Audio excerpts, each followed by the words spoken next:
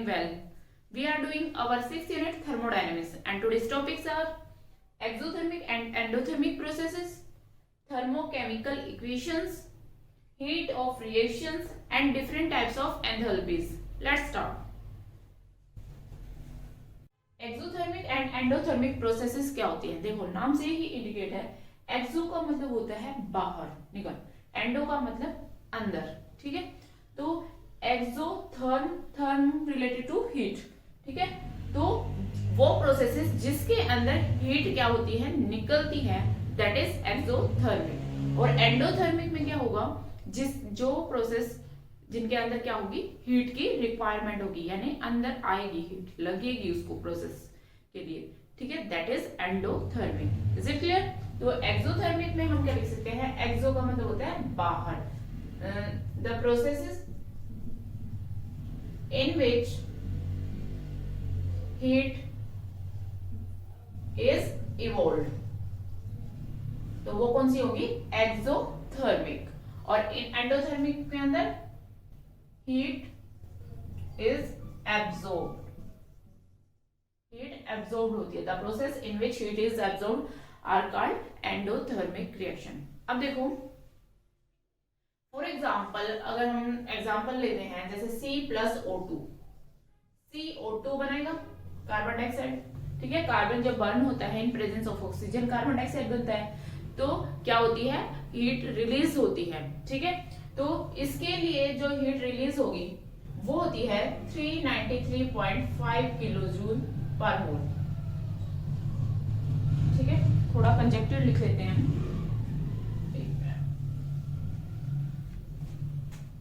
C+O2 give rise to CO2 393.5 kilo joule per मोल,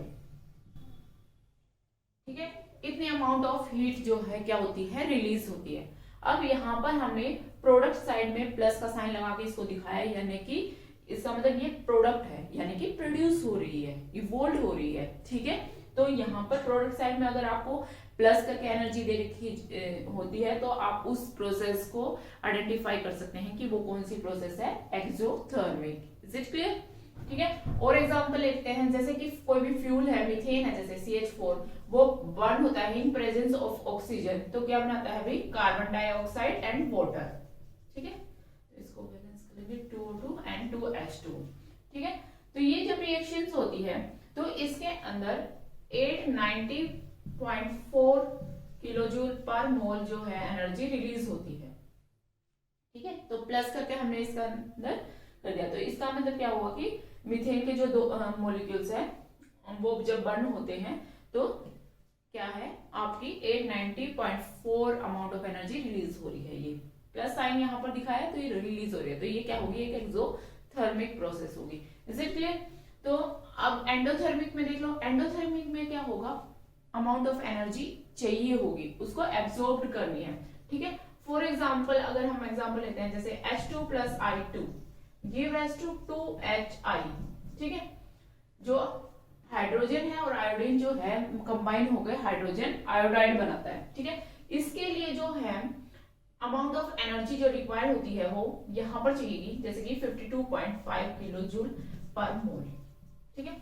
तो हम इसको ऐसे भी लिख सकते हैं, H2 + I2 प्लस में 52.5, ठीक है, किलो जूल पर मोल, यहां पे ऐसे लिख सकते हैं। और ऐसे भी लिखा जाएगा 2HI - 52.5 kilo joule per mole. Is it clear?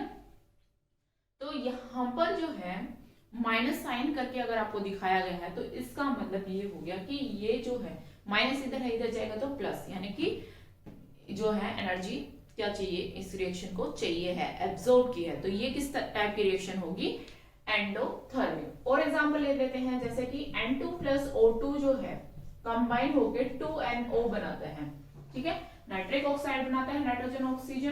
तो इसके लिए अमाउंट ऑफ एनर्जी है 180.7 किलो जूल पर मोल, इतनी अमाउंट ऑफ एनर्जी रिक्वायर्ड होती है, ठीक है। तो यहां माइनस लिख दिया, लिखा गया है या यहाँ पर प्लस साइन लगा के यहाँ पे लिखा गया है, तो एक ही बात है, कौन सी प्रोसेस आपको आइडेंटिफाई करनी है, वो endothermic. Is it clear?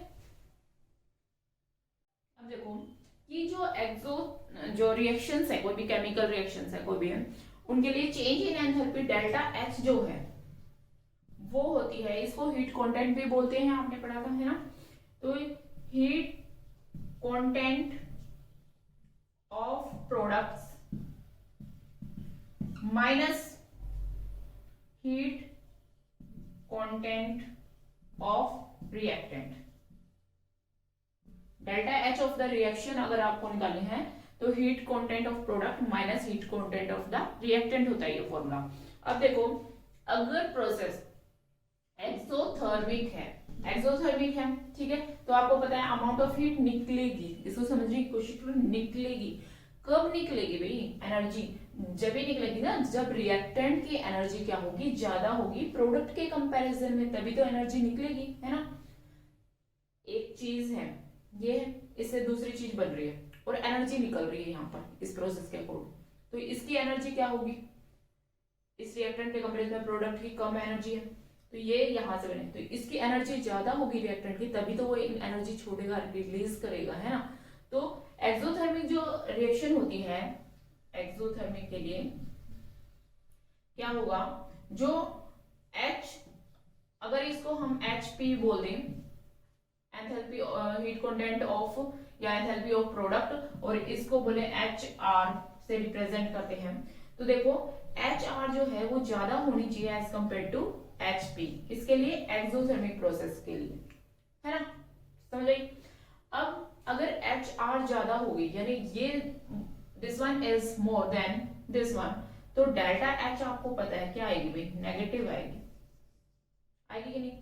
This one HR is greater than, तो नेगेटिव साइन यहाँ पर है, तो नेगेटिव वैल्यू आएगी, डेल्टा H का जो भी आंसर आएगा वो आपका क्या होगा, नेगेटिव।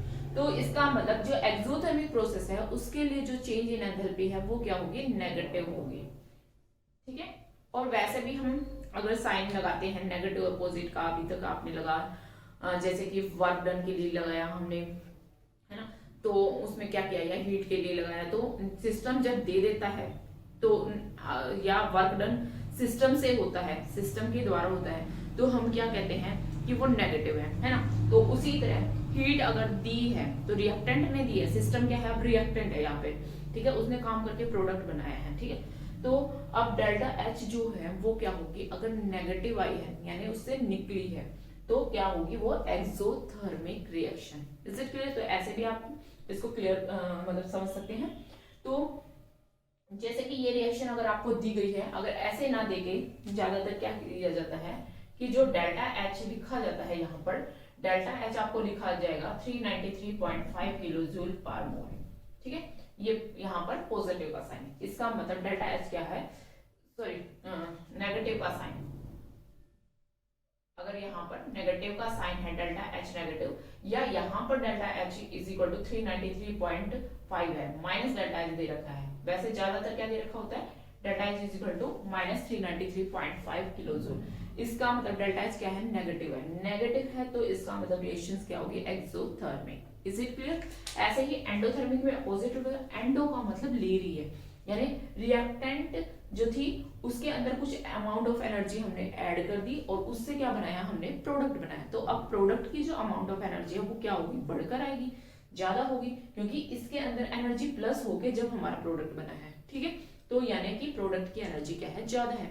अगर प्रोडक्ट की एनर्जी ज्यादा है तो हम लिख सकते हैं कि HP is greater than HR, तो डेल्टा H क्या होगी भाई, पॉजिटिव, HP ज्यादा आएगा तो पॉजिटिव, तो जो एंडोथर्मिक रिएक्शन है उनके लिए डेल्टा H पॉजिटिव आएगी।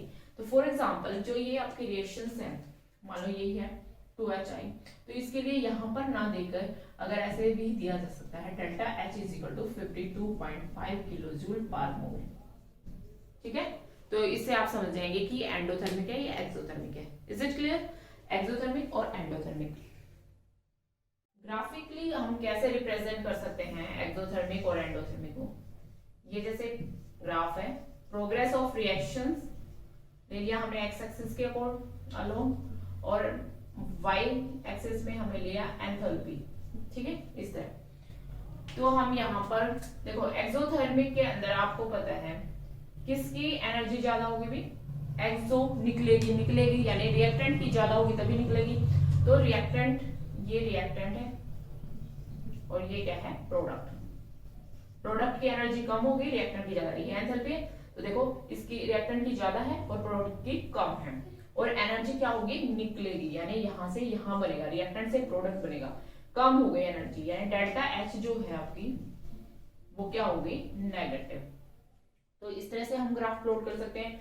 अगर हमें एंडोथर्मिक का प्लॉट करना है सेम, तो यहां पर हमने ले लिया एंथैल्पी, यहां ले लिया हमने प्रोग्रेस ऑफ रिएक्शन,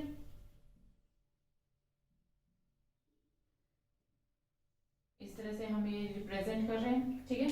अब बताओ एंडोथर्मिक ऐड होगी तो उसके बाद क्या है, जो प्रोडक्ट बनेगा उसकी एनर्जी ज्यादा होगी, तो ऊपर वाला ये क्या होंगे, प्रोडक्ट, और ये क्या होगा, रिएक्टेंट। तो रिएक्टेंट टू प्रोडक्ट जाएंगे तो डेल्टा एच जो है वो क्या होगी, पॉजिटिव, क्योंकि एंथैल्पी जो है वो देनी पड़ेगी, एनर्जी देनी पड़ेगी तभी प्रोडक्ट बनेगा। तो ये हो गया आपका एंडोथर्मिक के लिए, और ये हो गया एक्सोथर्मिक के। तो इस तरह हम ग्राफ के द्वारा भी इसको दिखा सकते हैं। नाउ थर्मोकेमिस्ट्री क्या होती है, नाम से इंडिकेट है वो केमिस्ट्री जिसमें हीट से रिलेटेड जो है बातें बताई गई है ना। तो जो केमिकल रिएक्शन है, ठीक है, वो केमिकल रिएक्शन हम स्टडी करते हैं जहां पर हीट या कोई भी केमिकल रिएक्शन है वहां पर उसके अंदर जो हीट चेंजेस होते हैं, हीट के बारे में इंफॉर्मेशन दे या उसके बारे में हमें बताए, स्टडी करवाए, दैट इज थर्मोकेमिस्ट्री। तो the branch of chemistry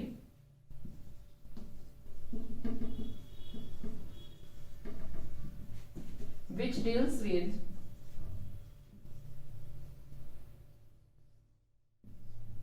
study of heat of reaction या केमिकल रिएक्शंस, ठीक है, जो केमिकल रिएक्शंस की जो है हीट के बारे में बताए, ठीक है, कंप्लीट इंफॉर्मेशन दे, तो दैट इज थर्मोकेमिस्ट्री, ठीक है। अब है थर्मोकेमिकल इक्वेशन।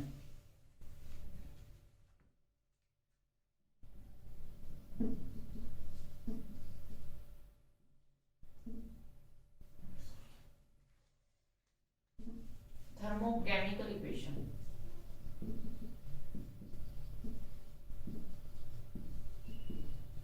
थर्मोकेमिकल इक्वेशंस क्या होती है, देखो इक्वेशन तो हम बहुत पढ़ते हैं ना केमिस्ट्री में, लेकिन थर्मोकेमिकल इक्वेशन का मतलब यह है कि वो इक्वेशन जो ये बताए कि रिएक्टेंट और प्रोडक्ट की अमाउंट तो बताता ही है, साथ में ये भी बताए कि उसके अंदर कितनी अमाउंट ऑफ हीट चेंज हो रही है, या चाहे वो इवोल्व हो रही हो चाहे एब्जॉर्ब हो रही हो, उसके बारे में भी information they, that is thermochemical equation, ठीक है।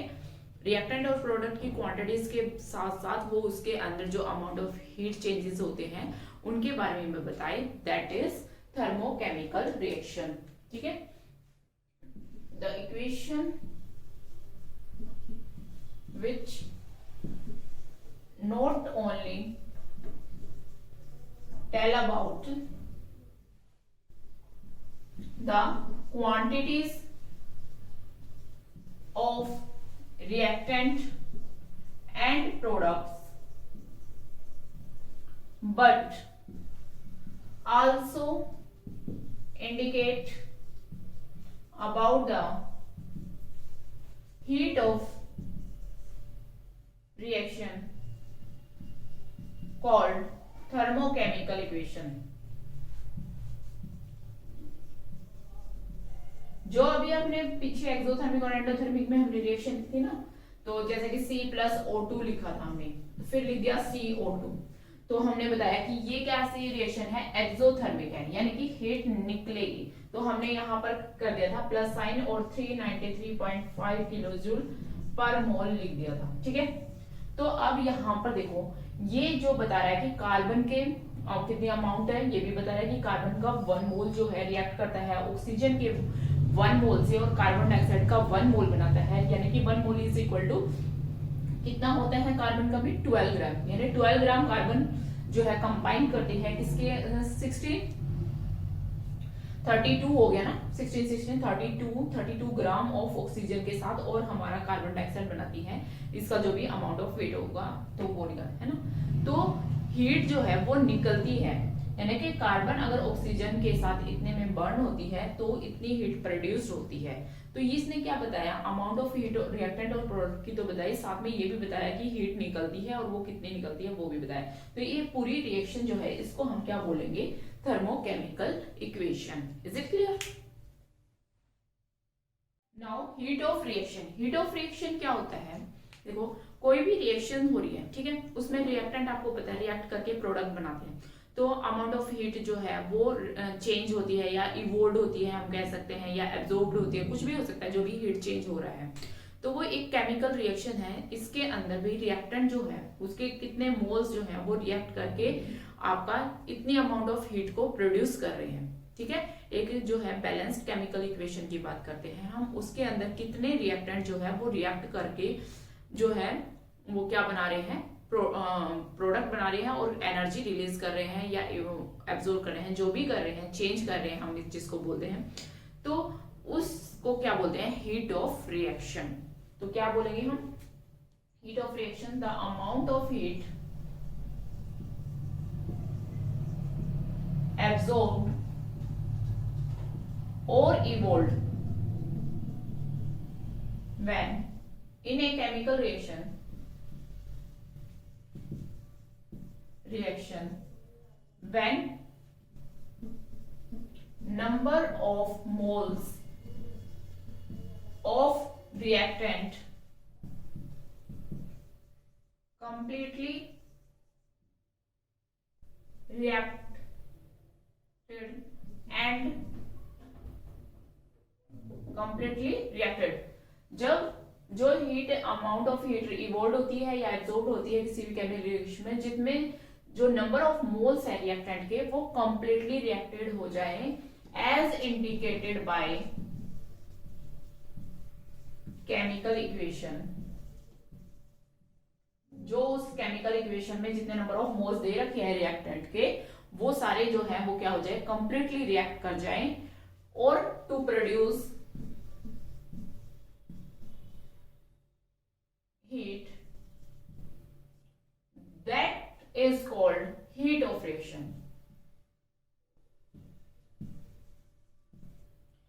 या प्रोड्यूस की जगह चेंज लिख दो आप, टू चेंज हीट, क्योंकि हम यहां पर इवोल्व और एब्जॉर्ब दोनों लेके चल रहे हैं, ठीक है।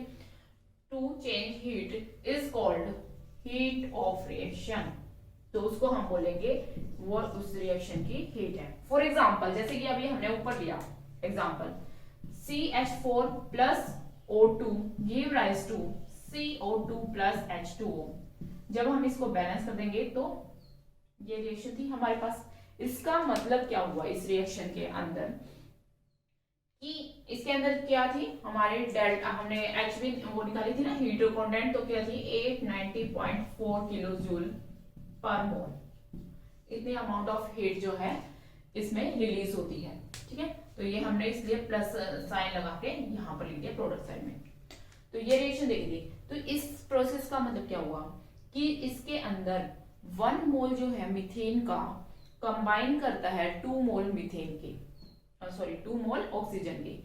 When 1 mole of methane is burned in presence of 2 mole of oxygen, ठीक है, to produce carbon dioxide and water. तो कार्बन डाइऑक्साइड और वाटर बनाता है, 1 मोल कार्बन डाइऑक्साइड बनाता है, 2 मोल वाटर के बनाता है। इस रिएक्शन से हमें ये पता चल गया। तो 890.4 जो किलो जूल पर मोल एनर्जी जो है वो रिलीज होती है, इसका मतलब यह है, यानी कि 1 मोल मीथेन जो है वो प्रोड्यूस करता है, जब बर्न होता है तो 890.4 kilo joule amount of heat जो है प्रोड्यूस करता है।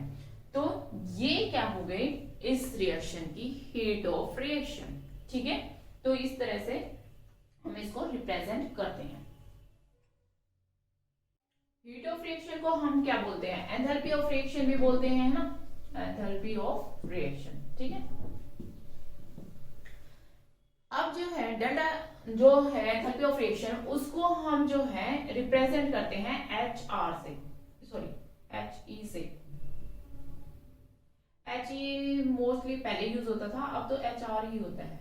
आर स्मॉल एल, ये वो वाला है भाई रिएक्शन के लिए, ठीक है। एक आपने रिएक्टेंट के लिए लिया था, एक आप रिएक्शन के लिए ले सकते हैं, ठीक है। तो अगर चेंज इन एंथैल्पी है तो पहले आपको ऐसे रिप्रेजेंट किया जाएगा, ये डेल्टा, डेल्टा डी ए है, यहाँ पे आर और यहाँ पे एच, ऐसे रिप्रेजेंट किया हुआ होगा। ये क्या हो गया, change in enthalpy of reaction, ठीक है, या हीट ऑफ रिएक्शन। तो उसको डेल्टा आर एच से रिप्रेजेंट किया जाएगा। तो डेल्टा एच आर जो है इज इक्वल टू होगा, कोई भी एक रिएक्शन है उसके अंदर डेल्टा एच आर को हम लिख सकते हैं। कैसे निकालेंगे, मान लो सबकी अलग अलग एनर्जी दे रखी है, ठीक है, ये नहीं दे रखा टोटल, मतलब रिजल्टेंट नहीं दे रखा उसका, बिल्कुल अलग अलग रिएक्टेंट की दे रखी है, जितने भी रिएक्टेंट है उन सब की दे रखी है, और प्रोडक्ट है उनकी भी दे रखी है। तो हम हीट ऑफ रिएक्शन कैसे निकालेंगे, तो डेल्टा एच आर जो है change in enthalpy of the reaction जो होते हैं वो होते हैं enthalpies of different sum of enthalpies of different products minus में sum of enthalpies of different reactants। जितने भी रिएक्टेंट्स हैं उनका सम करना है, और जितने भी प्रोडक्ट हैं उनके एंथैल्पी का सम करना है, और इनको हमने क्या करना है, डिफरेंस इनका निकालना है, that is enthalpy of reaction. Is it clear. मान लो जैसे कि अगर आपको कोई रिएक्शन है, जनरल इक्वेशन दे देते हैं, चलो A mole of A react to B mole of B give rise to C mole of C to form D mole of D, ठीक है।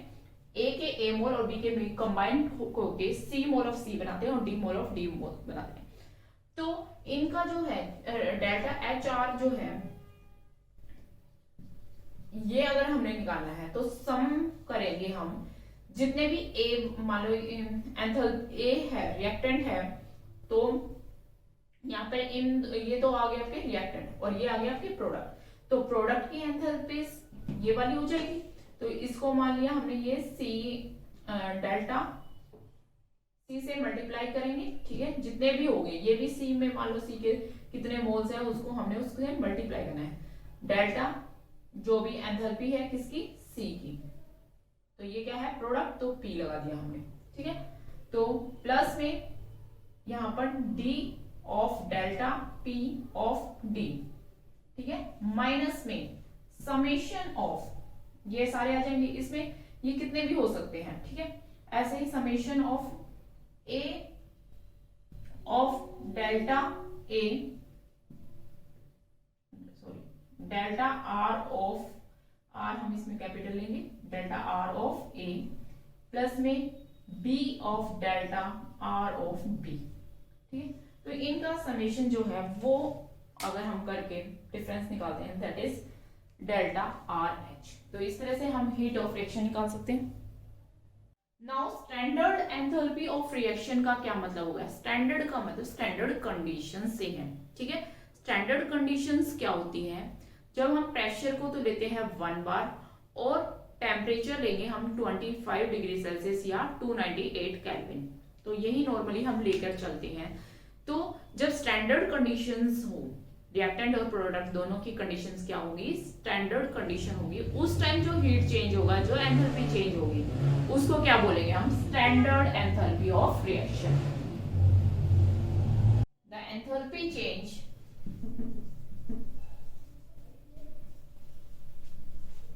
of reaction when all the reactant and products are taken in standard conditions। Standard conditions में आप लिख लेंगे 1 bar pressure and 298 kelvin temperature, ठीक है। तो सारे रिएक्टेंट और प्रोडक्ट की कंडीशंस क्या होगी, उनका प्रेशर जो है वो 1 बार होगा और टेम्परेचर क्या होगा 298 केल्विन। तो उसको हम बोलेंगे स्टैंडर्ड एंथैल्पी ऑफ रिएक्शन। ठीक है, now different types of enthalpy of reaction. अच्छा, इसको है ना रिप्रेजेंट कैसे करेंगे, स्टैंडर्ड वाले है, स्टैंडर्ड है डेल्टा एच, हम जो लिखेंगे जो भी, तो उसके ऊपर क्या लगा देंगे, नोट। नोट का मतलब क्या होगा, जहां भी ऐसी तरह से किसी के ऊपर भी नोट लगा हुआ है तो उसका मतलब वो स्टैंडर्ड कंडीशंस की बात कर रहे हैं। Is it clear? तो ये होगी change in enthalpy at in standard condition या स्टैंडर्ड एंथैल्पी ऑफ रिएक्शन को डेल्टा एच नोट से हम रिप्रेजेंट करेंगे। Is it clear? Now different types of enthalpies. Number 1, enthalpy of combustion. Combustion आपको पता ही है, कंबशन क्या होता है, वो प्रोसेस जिसमें कोई भी चीज क्या होती है, बर्न होती है इन presence of oxygen, that is combustion. ठीक है, तो एंथैल्पी ऑफ कंबशन में क्या कहेंगे, जब कोई भी मतलब एक मोल जो रिएक्टेंट है, सब्सटेंस है, कुछ भी कह लो आप, वो क्या होता है, बर्न होता है इन presence of oxygen, completely burn होगा। ठीक है, अमाउंट बचेगी नहीं, when 1 mole of substance is completely burned in presence of oxygen. ठीक है, तो उस टाइम जो मतलब एनर्जी रिलीज होगी, नॉर्मली एनर्जी रिलीज ही होती है जब कोई चीज बर्न होती है, तो जो अमाउंट ऑफ हीट जो है रिलीज होगी उसे क्या कहेंगे हम, एंथैल्पी ऑफ कंबशन।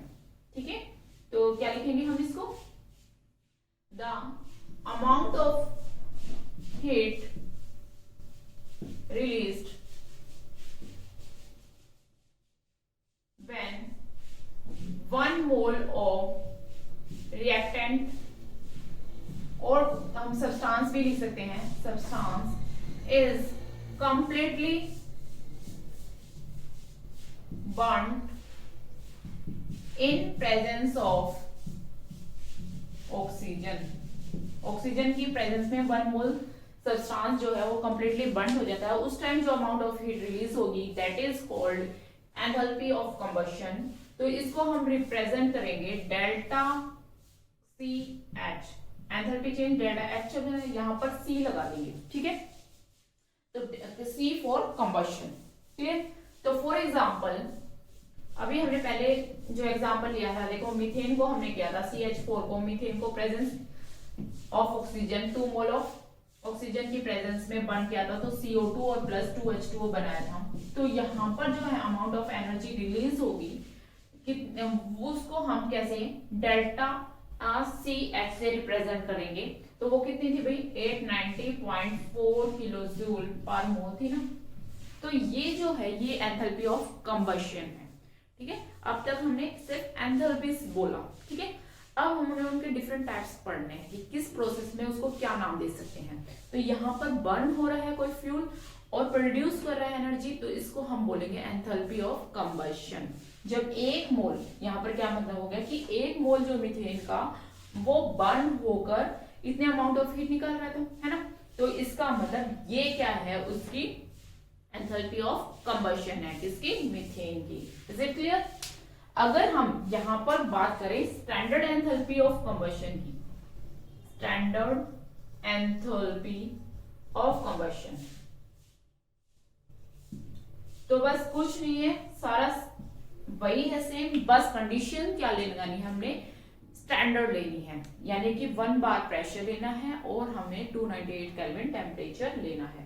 तो यहां पर ये कहते हैं the amount of heat released when 1 mole of substance is completely burned in presence of oxygen under standard condition।